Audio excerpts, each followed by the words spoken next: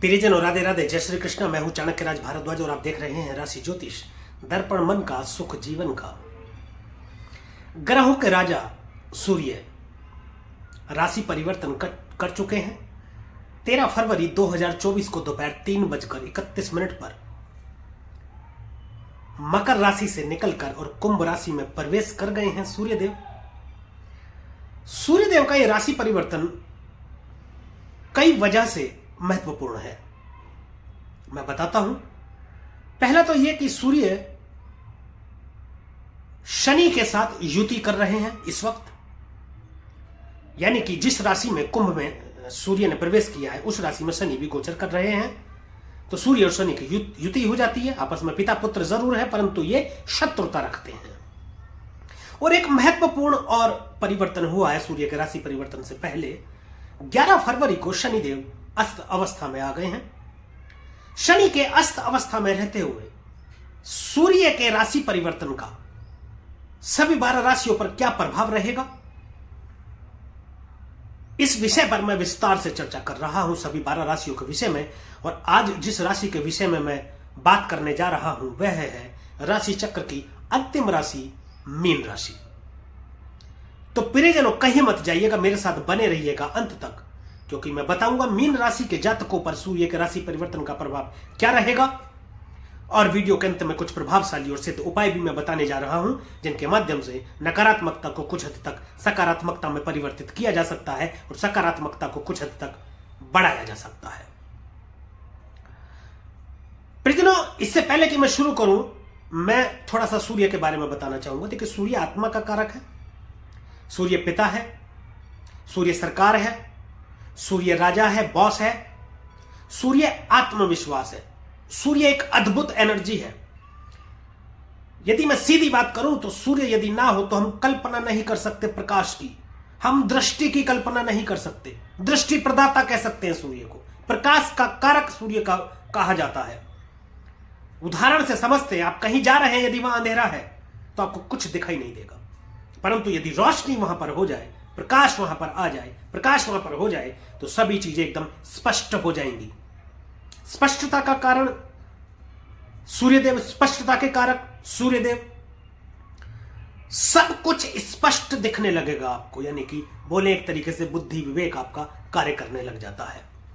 पूरे ब्रह्मांड को रोशन करने वाला एकमात्र ग्रह, ग्रहों का राजा सूर्य। चलिए तो शुरू करते हैं प्रियजनों। आपकी राशि से जो सूर्य का गोचर हो रहा है वह हो रहा है 12वें भाव में। 12वां भाव व्यय का भाव है, खर्च का भाव, परंतु विदेश का भाव भी है।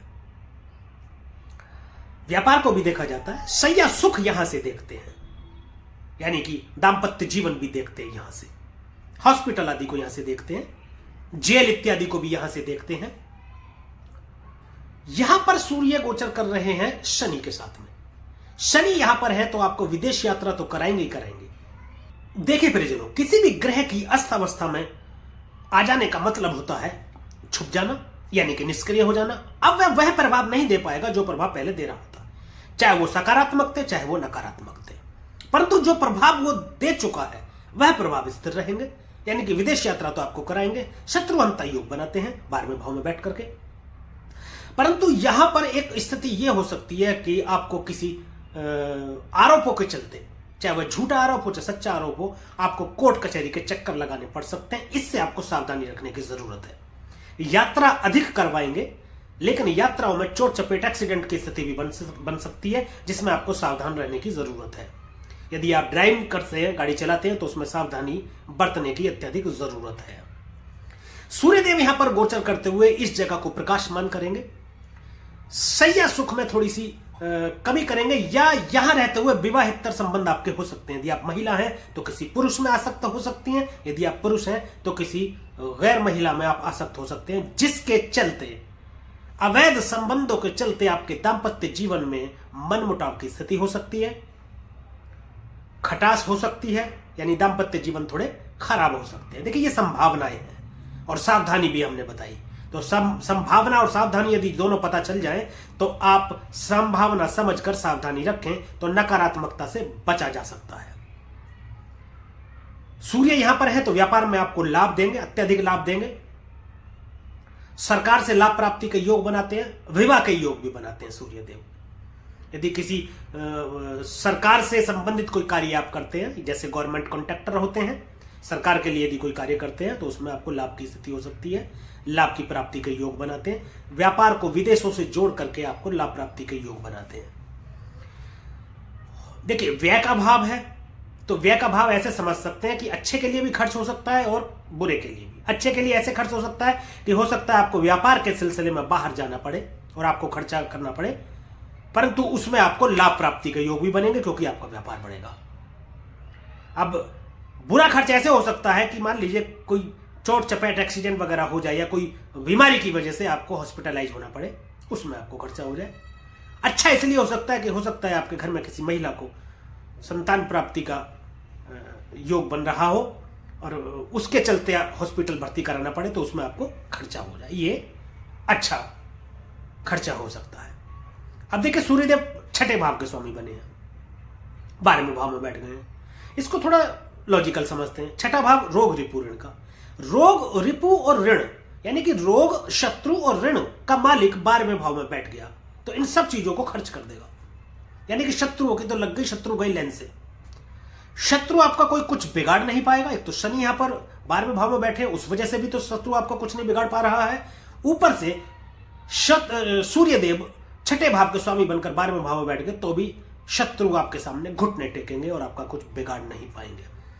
कुछ शत्रु ऐसे होते हैं ना जो आपके साथ रहते हुए तो आपके शुभचिंतक बने रहते हैं, ऐसा जताने का प्रयास करते हैं कि इस पृथ्वी पर उनसे ज्यादा आपका कोई शुभचिंतक है नहीं, परंतु आपकी पीठ पीछे आपसे शत्रुता निभाते हुए आपका बुरा करने का सोचते हैं, आपका नुकसान के बारे में विचार करते हैं और आपका नुकसान करने का सोचते रहते हैं हमेशा। ऐसे शत्रुओं से ये सावधान करके उनका नाश करेंगे शत्रुओं का। और यदि कोई रोग आपका चला रहा है पुराना या जिससे आप परेशान हैं रोग से, तो उसको भी ये ठीक करने में आपकी सहायता करेंगे। छठे भाव के स्वामी बने और छठे भाव पर दृष्टि भी डाल रहे हैं तो अत्यधिक प्रभावी रहेगा ये। तो परिजनों, ये था मीन राशि वालों के लिए सूर्य के राशि परिवर्तन का प्रभाव, जो कि 14 मार्च 2024 तक रहेगा।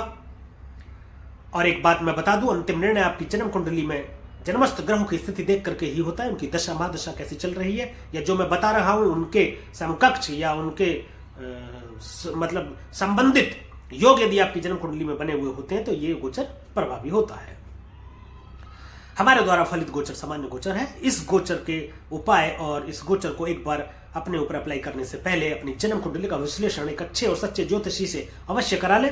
यदि आप हमसे अपनी जन्म कुंडली का विश्लेषण कराना चाहते हैं तो डिस्क्रिप्शन में ईमेल आईडी और मोबाइल नंबर मौजूद है, आप संपर्क कर सकते हैं। हमारी टीम आपको सही दिशा निर्देश देगी। मैं व्यक्तिगत तौर पर भी बात करता हूं फोन पर, यदि आप मुझसे परामर्श करना चाहें तो। और ये वीडियो यदि आपको अच्छी लगी हो, दी गई जानकारी से आप संतुष्ट हो और आपको पसंद आई हो दी गई जानकारी, तो कृपया वीडियो को लाइक करें, शेयर करें और कमेंट करके हमें जरूर बताएं। प्रियजनों, आप कमेंट नहीं करते हैं, कमेंट करके हमें जरूर बताएं कि हमारे द्वारा फलित गोचर आपके ऊपर कितना प्रभावी है। या फिर किसी विषय पर आप वीडियो चाहते हैं तो वो आप कमेंट करें, मैं उस विषय पर वीडियो बनाऊंगा। और हमारे YouTube चैनल को सब्सक्राइब करें तथा बेल आइकन बटन को दबाना बिल्कुल भी ना भूलें, ताकि इसी प्रकार की और भी महत्वपूर्ण जानकारियां आप तक समय पर पहुंचती रहे। आज के लिए अभी के लिए बस इतना ही प्रियजनों, मुझे दीजिए आज्ञा। मिलेंगे अगली वीडियो में, एक और विषय पर हम चर्चा करेंगे। तब तक के लिए प्रियजनों, राधे राधे, जय श्री कृष्णा। और आप देखते रहिए राशि ज्योतिष, दर्पण मन का, सुख जीवन का।